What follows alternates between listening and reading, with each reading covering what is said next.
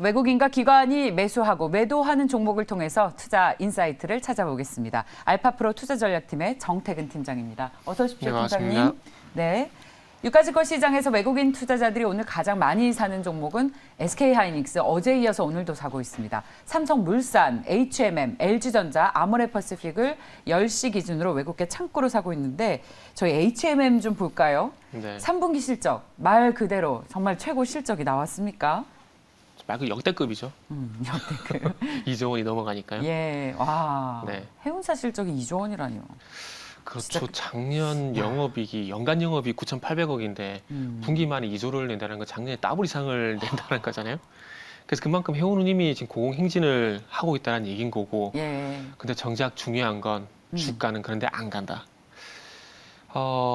참 해운주 가지고 계신 분들이 어떤 딜레마라고 좀 봐야 될 것 같습니다. 실적은 좋다 그러는데 주가는 계속해서 우하향입니다.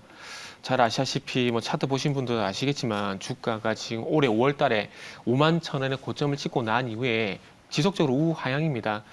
근데 이게 역설적으로 실적이 저는 반대로 그러니까 실적의 역설이라는 표현을 좀 써도 될지 모르겠는데 도리어 실적이 좀 발목을 잡고 있다라고 생각을 하고 있습니다. 무슨 얘기냐면은 서두에도 말씀했지만 작년 영업이 9,800억이거든요. 근데 올해 1분기 때 1조 원 기록했고 그리고 이제 3분기 때 2조 원을 얘기를 하고 있는데 이게 놀랍다라고 하긴 좀 힘들 것 같아요. 왜냐하면 올해 1분기 실적이 좋게 나오게 되면서 해상운임이 계속 상승을 하게 되면서 이 3분기도 이 정도 2조 원까지는 아니지만 1조 8천억, 1조 9천억까지 예상을 했었던 부분이거든요. 그래서 예상치보다 더 잘 나오지만 그럼에도 불구하고 시장에서는 이걸 또 보는 것 같아요. 여기서 또 더 좋아질 것인가. 무슨 얘기냐면은 지금 1조 원대, 2조 원대 기록을 하고 있는데 이거는 이미 알고 있었다라는 거죠. 그러면 여기서 과연 분기 기준으로 HMM이 3조 원, 4조 원이 나올 것인가?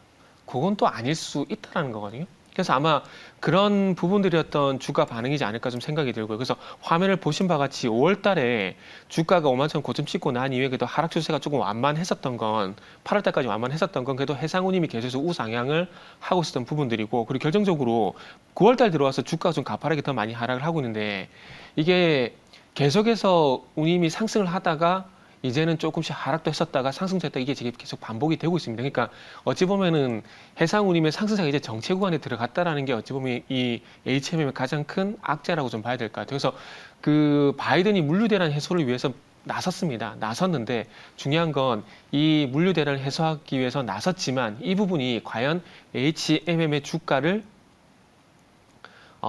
실적을 예. 3조 원, 4조 원까지 일 것인가? 그건 또 아니라고 좀 봐야 되거든요. 그래서 아마 그런 부분들 때문에 주가가 뭐 오늘 1%밖에 상승이 안 나온다 봐야 될 것 같고 오늘만 놓고 볼 게 아니라 예. 최근의 흐름을 좀 보게 되면은 뭐 추세가 뒤집기는 아직까지는 쉽지 않다라고 좀 봐야 될 것 같아요. 주가가 좋을 때는 그러니까 이렇게 시장에서 주가라든지 기업을 좋게 볼 때는 주가가 많이 오르는 걸 프리미엄이라고 하지만 이게 또 꺾이게 되면 주가 거품이라는 얘기로 하거든요. 그래서 뭐 거품이라기보다는 뭐 프리미엄이라고 하고 지금은 프리미엄 해소 기간이 조금 더 진행돼야 되지 않을까라는 말씀을 좀 드려야 될 것 같아요. 그러면 우리 네. 팀장님께서 보시는 HMM의 적정 주가 수준은 어느 정도예요? 이런 말씀드리면 아마 HM을 가지고 계신 분들이 저를 욕하실지 모르겠는데 저는 일단 25,000원 아래쪽으로는 한 번 더 내려가지 않을까라고 생각을 하고 있습니다. 상승의 출발점, 그러니까 상승했던 이유가 뻔하기 때문에 이 반대로 또 상승했던 이유가 또 도리어 악재가 될 수 있는 거거든요. 그러니까 호재가 될 수도 있지만 이게 또 상승했던 악재가. 이유는 뭐 운임 가격의 상승, 그렇죠. 그에 네. 따른 실적. 네네. 충분히 주가가 오를 만한 이유들 아니었습니까? 그렇죠. 그런데 합리적인 상승으로도 보이는데요. 근데 앵커님도 이 방송 증권 쪽을 잘 아시겠지만 예. 이게 좋게 말하면 선반영이거든요. 예. 좋게 말하면 선반영인데 좀 안 좋은 표현을 쓰자면은 솔직히 HMM은 우리끼리 한 얘기로 많이 해먹었습니다. 여기서 주가를 더 하긴 힘들어요. 이거 진짜 솔직히 말씀드리는 거예요. 더 하긴 힘듭니다. 여기서 더 주가를 이끈다는 자체가. 그렇기 때문에 일정 구간 쉬어야 됩니다. 그리고 예를 들면은 제가 하나 예를 들면은 예전에 컴투스를 한번 예를 들게 되면 컴투스가 2013년도에 잘 아시겠지만은 온라인에서 모바일 쪽으로 넘어가기 전에 주가 급등이 있었거든요. 그리고 난 다음에 주가가 2년 쉬었어요. 쉬고 난 다음에 다시 실적 모멘텀 얘기하게 되면서 그때 2년 이후에 다시 주가를 끌어올렸거든요. 이걸 제가 왜 말씀을 드리냐면은 이게 좋게 말해 이것도 쓰나매라는 거죠. 타이밍이 다시 와야 된다는 거죠. 네. 그런데 HMM은 한 번 정도 주가가 크게 급등을 했고 이 예. 타이밍이 지나가고 있다라 보는 게 맞을 것 같아서 그런 말씀을 드렸다라고 좀 이해를 하시면 될 것 같습니다. 상반기 주도주였죠. 네네, 그렇죠. HMM을 가지고 있어야 하는. 합니다. 무조건 가지고 있어야죠. 상반기 때는. 그랬는데 이제 한번 그렇게 큰 시세 분출한 이후에 지금 네네. 치고 있고 그래서 뭐 해석하시기엔 너무나 버블이 그렇죠. 꼈기 때문에 올해 해소하는 상반기에는 삼성전자, 과정이다. 하이닉스, HM을 무조건 가지고 있었어야 돼요. 예, 알겠습니다. 그래서 지난 상반기와 같은 지위를 다시 네네. 회복하는 건 좀 쉽지 않을 것이다라는 말씀해 네. 주셨습니다. HMM은 지난 13일 이 주가 하락에 대해서 주주 친화적인 정책을 검토하고 있다라고 회사에서 직접 언급을 했죠. 그 뒤로 바닥권에서 좀 반등이 나오고 있는데, 자, 우리 정태근 팀장님의 의견 잘 들어봤습니다. 자, 다음은 코스닥 시장에서 외국인 투자자들이 매수하는 종목 볼까요? 대주전자재료, 천보, 오스템 임플란트, 아프리카 TV, CIS입니다. 오전 10시 기준이고요. 오늘은 저희 이 가운데에서 대주전자재료 네. 빼놓지 않고는 얘기할 수 없을 것 네네. 같습니다. 자, 22년부터 이제 전기차 실리콘 응급제가 첨가되면 이제 매출이 고속 성장할 것이다. 그렇죠. 라는 기대감들이 있습니다. 네네. 팀장님 동의하십니까? 네, 고속성장 실적은 성장할 겁니다. 네. 회사는 아마 돈을 잘 벌 거예요. 예. 근데 투자자 입장에서는 결국 주가잖아요. 주가인데 지금 외국인 매수 상에 보시면은 세 종목이 결국 2차 전지입니다. 그래요. 예. 예. 근데 2차 전지 쪽으로 외국인들이 왜 매수를 하고 왜 지금 반등을 할까? 결국에는 지난주 목요일까지 시장이 하락할 때 제일 많이 빠졌던 게 2차 전지입니다. 코스닥 쪽 같은 경우. 그러다 보니까 시장이 반전이 나오게 되면은 또 기술적 반등으로 인해서 낙폭과대해서 2차 전지가 오를 수밖에 없다라는 거죠. 그리고 대전자 같은 경우는 뭐 방금 제가 드린 말씀에도 제가 드린 말이 틀릴 수도 있다고 할 정도로 주가가 상당히 좀 강했었습니다.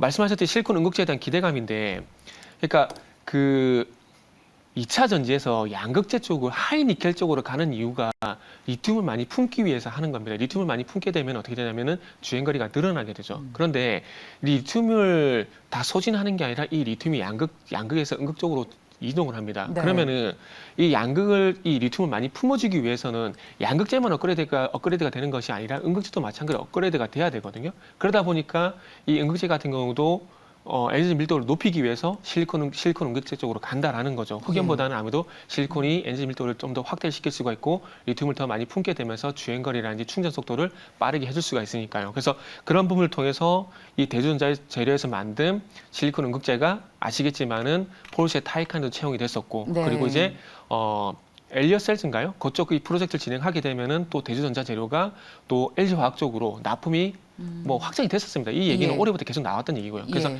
그 모멘텀으로 해서 실적까지 좋아질 것이다. 이런 연결고리들이 있는데 제가 서두에 말씀드렸듯이 실적은 좋아질 것이다. 회사는 돈은 잘 벌겠지만 투자자 입장이 중요하다고 말씀드렸는데 제가 한 가지 걸리는 게 뭐냐면 여기에 저만 주목을 하는지 모르겠지만 10월 1일 날 주요 주주 매도가 있었습니다. 그 오성진 부사장이 10월 1일 날 6천 주 정도 매도를 했고요. 그리고 강상학 정무 같은 경우는 9월 6일 날 또 매도를 했거든요. 그런데 보통 주가의 고점 신호는 여러 가지가 있습니다. 근데 그 중에 한 가지가 뭐 대주주 매도라든지 주요 주주 매도라든지 특별 관계자 매도라든지 이런 얘기가 나왔을 때 주가 고점이 되는 경우가 상당히 많거든요. 네. 그래서 그런 부분들을 봤을 때 뭐 머리로는 간다라고 말씀드린 게 맞지만 네. 그 부분 때문에 조금은 찜찜하다는 것도 말씀드려야 될 것 같네요. 네, 자 대주주가 주식을 매도했다라는 측면이 좀 투자하는데 아주 석연치 않다라는 네. 말씀으로 정리를 하겠습니다. 대주전자재료 목표가는 11만 5천 원, 손절가 9만 9천 원 제시를 해주셨고요. 다음은 기관 투자자들이 유가증권 시장에서 매수하는 종목 보겠습니다.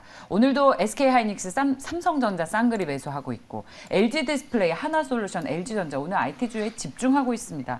LG전자 볼까요? LG전자요? 예. 네, 정말 오랜만에 LG전자를 얘기를 하는 것 같은데 주가 이제 상승입니까? 기관 매수세가 들어오는 이유가 뭘까요? 글쎄요. 일단은 기관 매수 같은 경우 저는 단기 매매라고 좀 생각을 하고 있는데 지금 LG전자는 좀 딜레마에 빠져 있다라고 보고 있습니다. 무슨 얘기냐면은 일단 MC 사업부를 매각을 하게 되면서 이제 아픈 손가락을 잘랐습니다. 그러면 이 부분을 좀 치료하기 위해서 약을 발라야 되는데 그 약을 바르기 시작한 게 전장 사업, 2차 전지 사업, 전기차 사업이라고 보시면 되는데 예를 들면은 지금 9월 3일 날 LG전자가 10%가량 급등이 나왔었는데 그게 주가가 맥을 못 추고 있어요. 결국 애플카 이 이슈거든요. 그렇기 때문에 어찌 보면은 과도기라고 좀 볼 수 있을 것 같아요. LG전자 같은 경우에는. 그렇기 때문에 MB 사업부를 매각을 하고 이제 전기차 쪽으로 가야 되는데 거기에 대한 어떤 성과라든지 사업 진행 부분이 나와줘야 저는 개인적으로 LG전자가 턴이 될 거라고 생각을 하고 있습니다. 물론 실적 시장 예상치에 부합을 하고 있습니다. 근데 그럼에도 불구하고 주가가 어쨌든 지금 화면을 보신 바와 같이 8월 달부터 보더라도 어쨌든 하락 추세라는 겁니다. 그러면 실적이 중요하지 않다라는 거죠. 이슈의 우선순위 측면에서 봤을 때. 그래서 제가 볼 때는 2차 전지 사업에 대해서 애플가가 됐던 뭐 마그나가 됐던 여기에 대해서 어떤 매출 가시화 이런 얘기가 나오기 전까지는 조금 쉽지 않을 것 같다. 그 전까지는 단기에 기술적 반등 대응을 하는 게 맞다. 뭐 그런 말씀을 좀 드리고 싶네요. 알겠습니다. 그래도 기술적인 반등이라도 좀 강하게 나와줬으면 좋겠는데 우리 팀장님께서는 목표가를 13만 8천 원을 제시를 해주셨고 손절가는 12만 원입니다. 자, 다음 기관 투자자들이 코스닥 시장에서 이녹스 첨단 소재를 가장 많이 샀고요. LX 세미콘, 동화기업, 심텍, 위메이드입니다. 저희는 이녹스 첨단 소재를 보겠습니다. 무상증자의 여파가 좀 해소가 됐습니까? 돼야 됩니다. 그래서 실적 얘기가 나오는 것 같고요. 지금 오늘 말씀드린 네 종목 중에서 그나마 그래도 이녹스 첨단 소재를 제일 긍정적으로 보고 있습니다. 그렇군요. 네. 그리고 이녹스 첨단 소재를 픽을 한 이유가 최근에 위메이드가 무상증자를 했음에도 불구하고 미르포라는 모멘텀 때문에 최근에 급등을 하고 있거든요. 그러면 이녹스 첨단 소재도 마찬가지로 일단은 실적에 대한 모멘텀 얘기가 나오는 상황이고 올리드에 대한 긍정적인 얘기가 나오고 있다라는 것들이 어찌보면 무상증자 권리락이 있음에도 불구하고 주가를 좀 이끌려고 하는 것이 아닌가라는 이거는 제 개인적인 추측이라고 좀 말씀드릴게요. 그런 기대감이 좀 있기 때문에 이녹스 첨단 소재 픽을 좀 해봤습니다. 잘 아시다시피 지금 폴더블본 출시 이런 부분들이 있고 아이폰이 이제 나올 거고 그리고 이제 올리드 TV 이런 부분들이 계속 얘기가 나온 상황이거든요. 그래서 어제 같은 경우는 또 올리드 TV에 대한 긍정적인 어떤 모멘텀 그 리포트가 또 나왔고요. 그래서 이런 분위기를 봤을 때 아마 올리드 쪽을 이제 순환매적인 관점에서 이제 IT 섹터에서 보게 된다라면 이제 반도체가 아니라 이제 OLED 쪽으로 좀 전환이 되는 게 아닌가. 그러니까 이게 어찌보면 눈치 싸움이라 좀 봐야 될 것 같은데 이 순환매 어떤 변곡점 구간이 좀 있는 것 같아요. 그러다 보니까 지금 이녹스가 6%까지 상승을 하고 있고 이 흐름이 3분기 실적 그리고 올해 최대 실적 이런 모멘텀들로 인해서 기관들 매수가 들어오게 되고 그로 인해서 위메이드 같은 그런 퍼포먼스가 나오지 않을까. 무상증자 권리락이 있음에도 불구하고 퍼포먼스가 나오지 않을까. 그런 기대감들 때문에 이녹스 첨단 소재를 픽을 했습니다. 그래서 최소한 다음 주까지 이 종목을 본다고 하더라도 큰 무리가 없을 것 같다라는 말씀을 좀 드리고 싶네요. 특히 OLED 효과가 3분기에 최대다라는 말이 나오잖아요. 지금 제 개인적으로는 폴더블 폰 있지 않습니까? 폴드 3도 그렇고 플립 3가 제가 볼 땐 여러 기업들이 이제 먹을 살리고 있어요. 인터플렉스 예를 들면 인터플렉스라는 기업이 있는데 이 부분은 FPCB용 디지타이저를 만들고 있는데 이번에 만약에 이 플립 3라든지 이게 성공을 못했다라면은 정말 어려워지는 구간이 들어가거든요. 네. 2018년도에 흑자 전환됐었다가 그 후에 계속 적자였습니다. 근데 이 적자 탈출을 하기 위해서 어찌 보면은 이 폴더블 폰 3가 상당히 좀 중요했었는데 그게 성공을 하게 되면서 일단은 주가 반전이 성공을 했고 흑자도 기대가 되는 상황인데 제가 볼 때 이녹스 첨단 소재도 마찬가지라고 생각하고 있습니다. 그래서 어쨌든 이 성공을 기반으로 해서 계속 OLED 모멘텀이 있기 때문에 그래서 앞에 세 종목보다는 이녹스 첨단 소재를 좀 더 좋게 보고 있다라고 생각을 하고 있고요. 그렇군요. 큰 형님이 다 먹여 살리는 트리클 다운 효과라고 하죠. 그 수혜를 톡톡히 누리고 있습니다. 이녹스 첨단 소재 목표가 48,500원, 손절가 36,500원 제시를 해주셨습니다. 오늘 주가가 6% 넘게 오르고 있어서요. 혹시 목표가를 상향 조정하실 생각은 없으시고요?